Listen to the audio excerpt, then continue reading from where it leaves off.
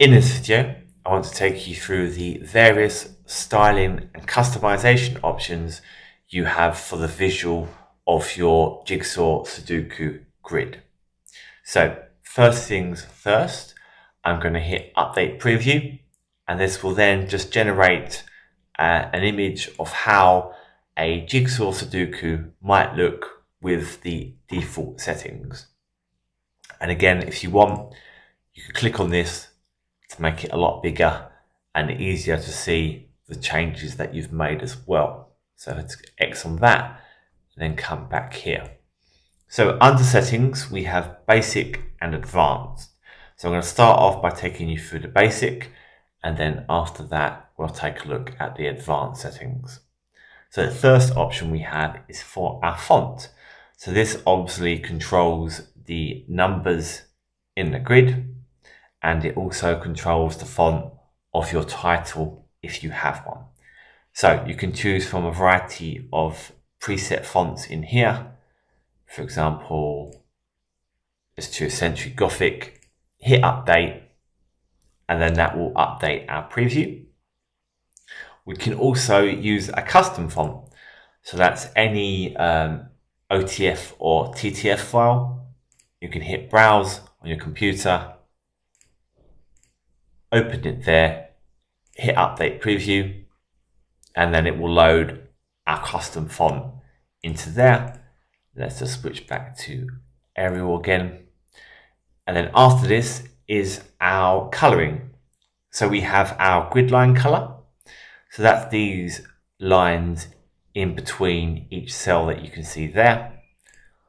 We can select from a variety of preset ones, or we can enter any value that we like.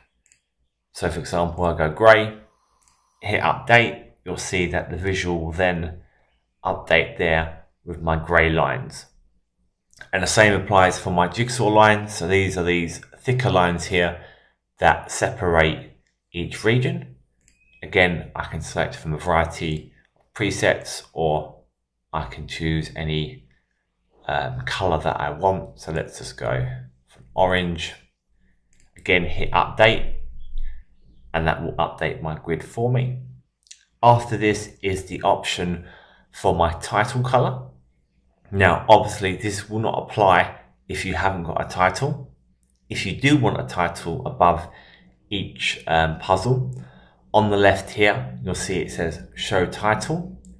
You can tick that box, and then that will add a title above.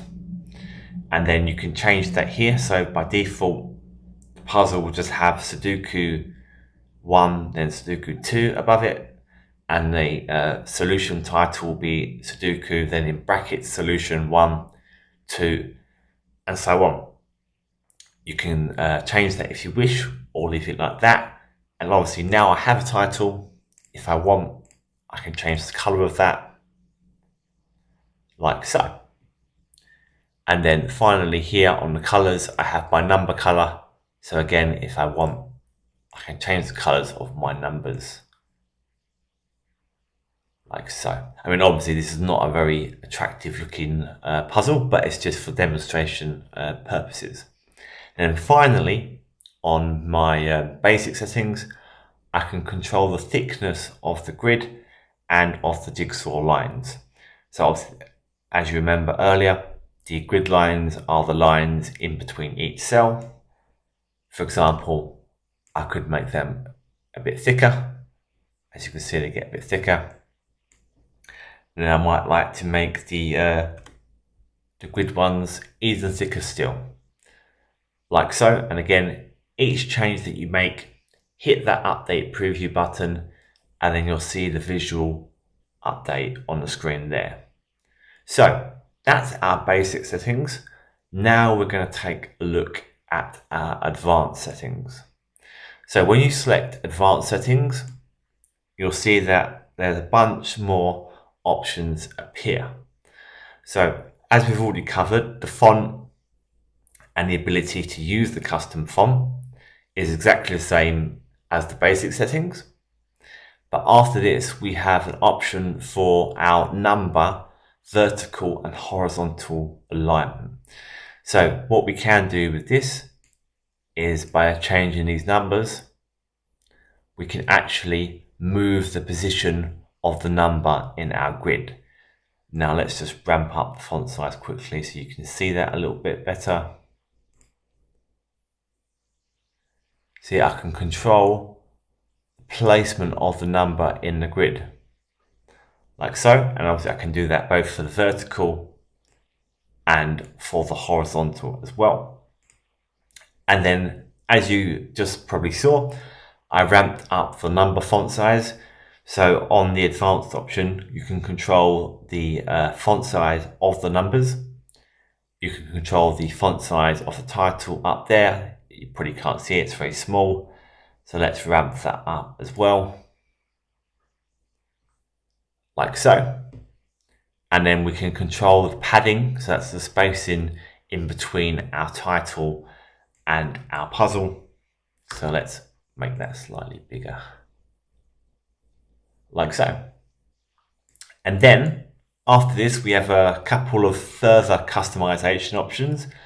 So what we can do if we want is we can replace the numbers in the grid with Roman numerals. So again, if you check that option, that will then change all the numbers in the grid to Roman numerals. So what we'd probably like to do is decrease that font size a bit for that,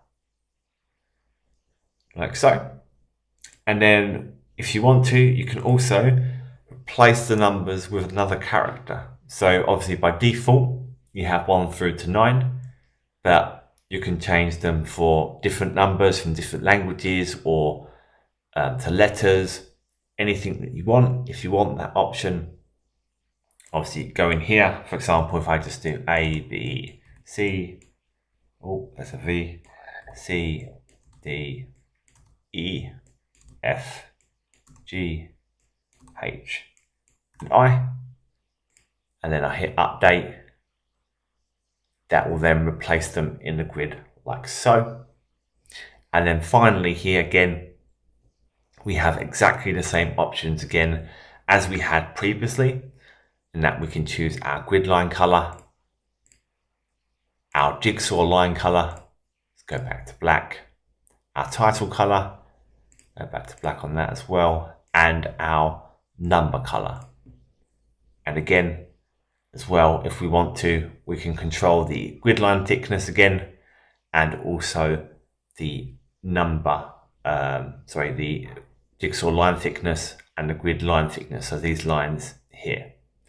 So what I would say to you as well is when you're styling your puzzles, even if you want to create a PDF file or a PTX file, PowerPoint file, stay on the export format being PNG, JPEG or SVG just to start with.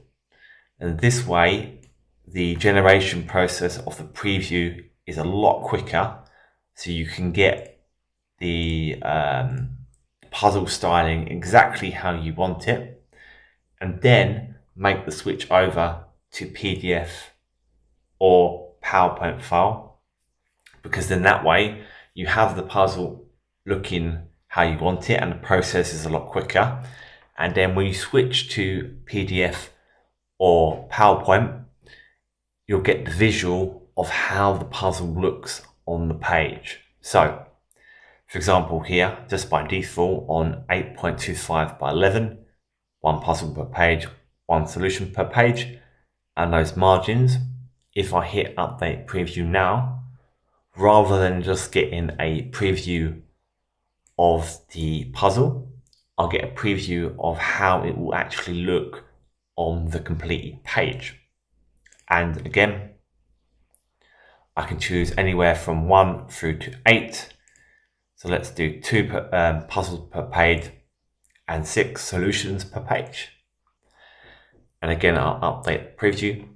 But as I said previously, as you'll notice, this process, because it's has to generate 6 puzzles to create the preview, the process is a lot slower. So get your visuals first on the PNG/JPEG/SVG export format, And then once you've got your visual, how you want the puzzle to look, then switch over to the PDF and PowerPoint format.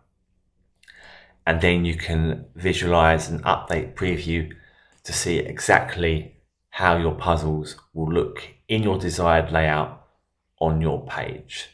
So I hope this quick introduction video to the formatting and styling of your Jigsaw Sudoku puzzles helps you. Thank you for watching.